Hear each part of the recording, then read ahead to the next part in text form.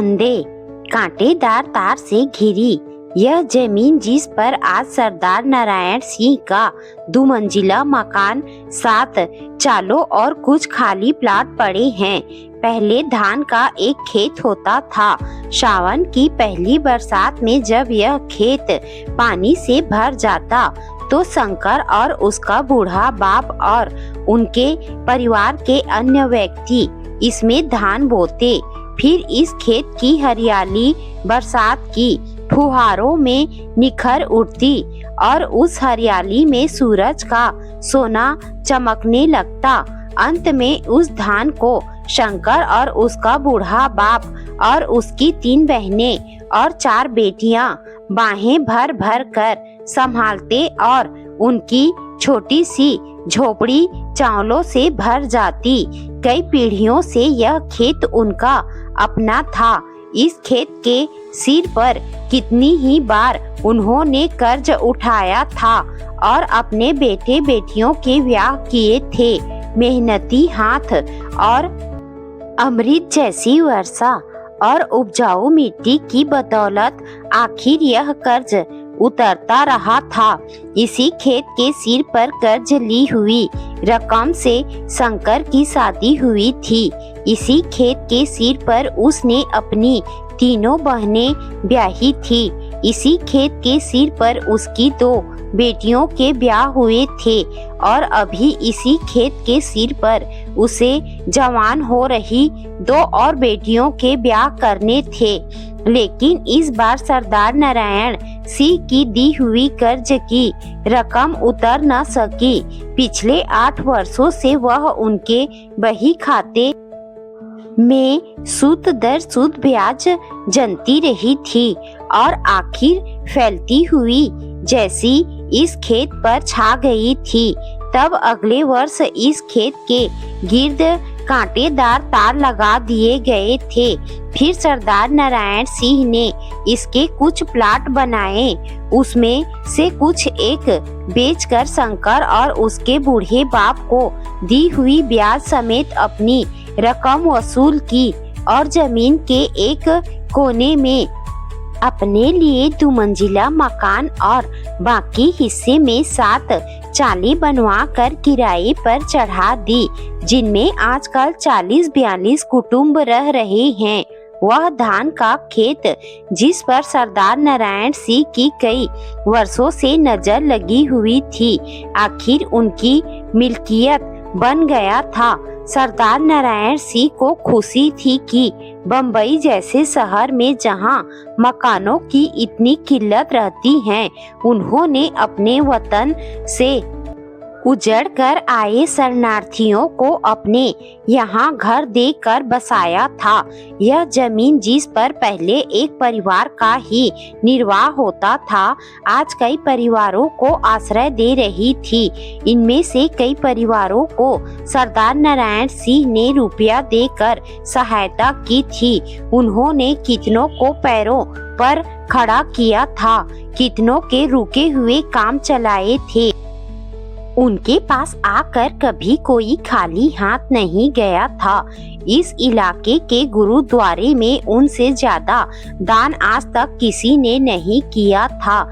जब उनकी यह चालें बनी थी तो उन्होंने खास तौर पर एक कमरा गुरुद्वारे के नाम भेंट किया था और गुरुद्वारा जो पहले किराए के एक कमरे में था, यहाँ आ गया था। गुरुद्वारे के दरवाजे के ऊपर सरदार नारायण सिंह की स्वर्गवासी माता का नाम लिखा हुआ था और उनकी ओर से दान में दिए गए इस कमरे का जिक्र था। अपनी 53 वर्ष की आयु में जब सरदार नारायण सिंह दुनियादारी के कामों की तरफ से मुंह मोड़ने लगे थे, वे रोज सुबह शाम अपनी छड़ी के सहारे थोड़ा सा लंगड़ाते हुए गुरुद्वारे में जाते। बहुत समय पहले एक दुर्घटना में टांग टूट जाने के कारण वे लंगड़ा कर चलने लगे थे। दरवाजे की दहलीज से ही वे माथा टेकना शुरू करते और जैसे रेंगते हुए गुरु ग्रंथ साहब की हजूरी में पहुंचते और फिर देर तक आंखें बंद किए वहां बैठे रहते। जब वे आंखें मूंदे मन ही मन पाठ कर रहे होते तो कभी उनके सामने उनकी बदसूरत जवान बेटी आ जाती जो उनकी दूसरी पत्नी से थी और जिसके ब्याह की चिंता बढ़ती ही जा रही थी।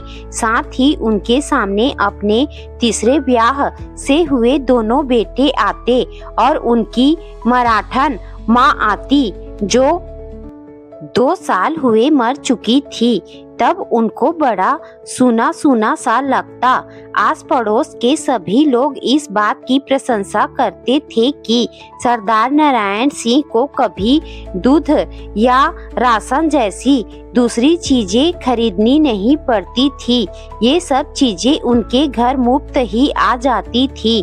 दूध वाले भैये को उन्होंने 300 रुपए कर्ज दिए हुए थे। उसके ब्याज के बदले में उनके यहाँ मुफ्त दूध आता था। अपनी चाल में बस रहे पेशावर से आए एक शरणार्थी को उन्होंने 500 रुपए देकर राशन की दुकान खुलवाई थी। उससे वे कोई ब्याज नहीं लेते थे और वह हर महीने उनका जरूरी राशन उनके घर पहुंचा देता था। 10वीं में पढ़ रहे एक गरीब लड़के की उन्होंने साल भर के लिए हर महीने फीस देनी मंजूर कर ली थी और वह लड़का कृतज्ञता स्वरूप उनके लड़कों को पढ़ा जाया करता था। एक गोरखा जिसे कोई काम नहीं मिल रहा था और जिसे सरदार नारायण सिंह ने रात के समय अपने और आसपास के घरों की रखवाली करने के लिए नौकरी दिलवाई थी, दिन के समय उनके घर का छोटा मोटा काम कर जाता था।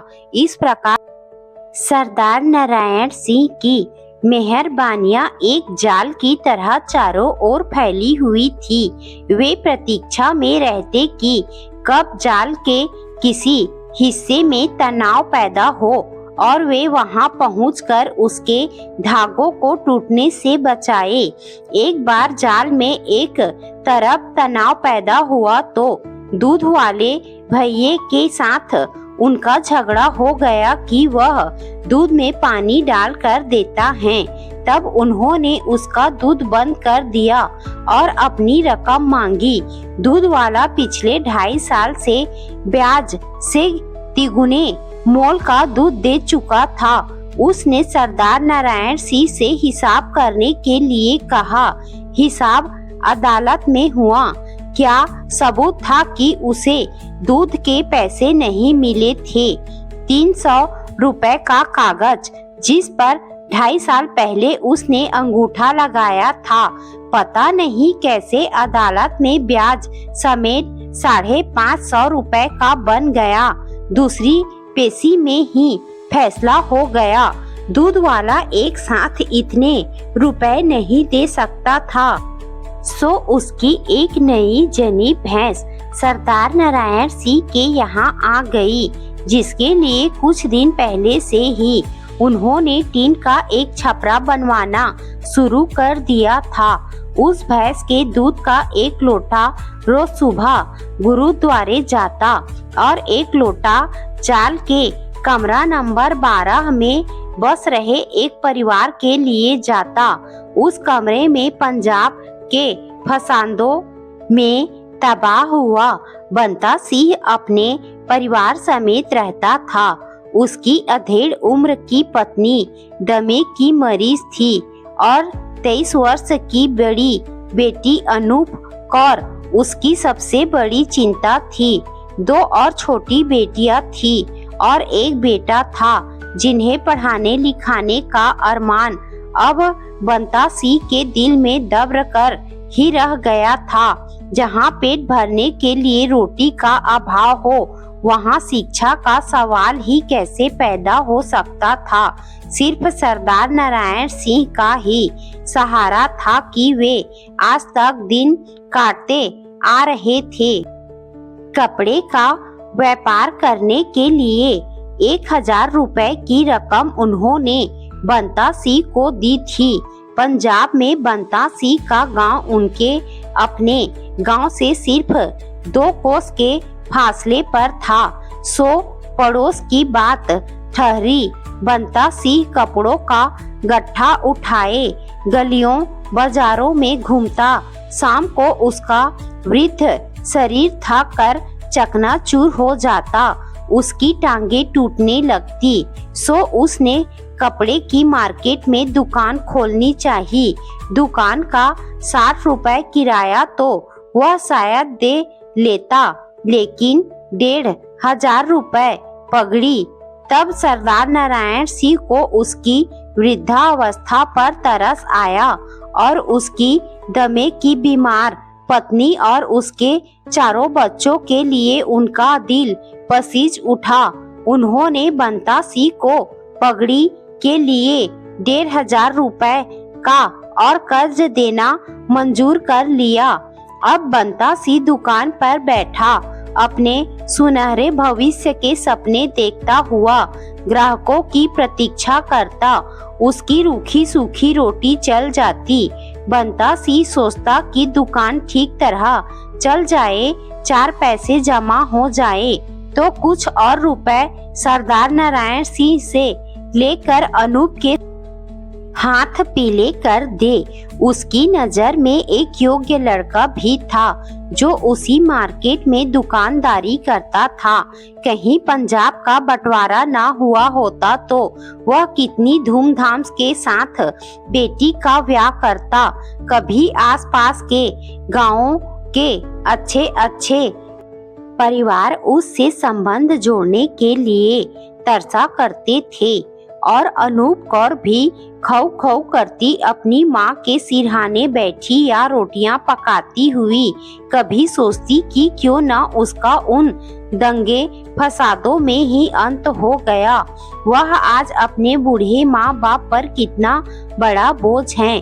उसकी आंखें यद्यपि पहले जैसी ही बड़ी बड़ी थी, लेकिन अब उनकी चमक धुंधली पड़ गई थी। उसकी हंसी की खनक यद्यपि अभी भी वैसी ही थी, लेकिन अब हंसने के बहुत कम मौके आते थे।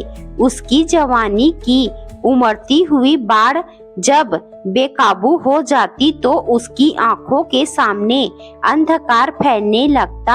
आखिर वह अंधकार फटता तो उसके सामने 2 आंखें आती।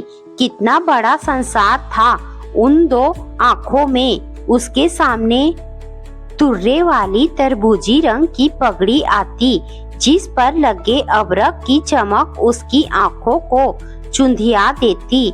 फिर वह देखती उन शहद रंगी आंखों के नीचे एक तीखी नाक और हल्के भूरे रंग की रेशम जैसी मुलायम दाढ़ी और गले में बंधा काला धागा और उसके साथ लटका हुआ सोने का ताबीज और फिर पंजाब में फसदा और लहू की बाढ़ जिसमें यह सब कुछ बह गया था।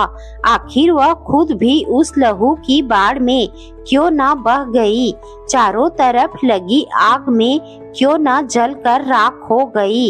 लेकिन वह आग जिसमें वह जल नहीं सकी थी, अब उसको निगलने के लिए आई लकड़ी के खोखों की बनी वह मार्केट जिसमें बंता सिंह की दुकान थी। एक रात अचानक आग पकड़ गई। 1,500 रुपए पगड़ी वाले लकड़ी के वे खोखे जिनमें कपड़ा भरा पड़ा था, फायर ब्रिगेड के आने के पहले ही राख हो गए। बाद में बेशक सुना गया कि वह आग सेठ रमनलाल ने लगवाई थी, जिसने वह जमीन लीज पर लेकर पंजाबी और सिंधी शरणार्थियों के लिए लकड़ी के खोखों की मार्केट बनवाई थी और जो अब 3,000 रुपए पगड़ी लेकर वहां पक्की मार्केट बनवाने की योजना बना रहा था। लेकिन बंता सिंह तो अपने परिवार सहित उस आग में झुलस गया था। अब सरदार नारायण सिंह भी तो उसे और रुपए नहीं दे सकते थे। अगर ब्याज छोड़ भी दिया जाए तो भी उनका नगद 2,500 रुपए डूब रहा था। आखिर बंता सिंह इस बुढ़ापे में कौन सा काम करके यह रकम उतार सकता था और फिर ऊपर से पत्नी की बीमारी और परिवार का खर्चा। सरदार नारायण सिंह ने बंता सिंह की एक बार फिर मदद की। उन्होंने सलाह दी कि वह पंजाब चला जाए। बम्बई शहर उसको रास नहीं आ सकता। बम्बई की हवा तो दमे के रोगी के लिए मौत के बराबर है और फिर बम्बई में छोटे मोटे व्यापार की कोई संभावना भी नहीं है। पंजाब जाकर वह किसी शहर में कोई छोटा मोटा व्यापार शुरू करे। इसके लिए सरदार नारायण सिंह ने उसे 2000 रुपए की और मदद देने का वादा किया, लेकिन पिछली रकम ब्याज छोड़ भी दिया जाए तो भी पूरे 2500 रुपए। सरदार नारायण सिंह ने बंता सिंह को इसके बारे में भी सलाह दी। आखिर जिस दिन बंता सिंह को अपने कुटुंब समेत पंजाब के लिए रवाना होना था, उसके एक सप्ताह पहले सरदार नारायण सिंह का चौथी बार ब्याह हुआ और अनूप कौर उस चौथी चाल के कमरा नंबर 12 से सरदार नारायण सिंह के 2 मंजिले मकान में आ गई।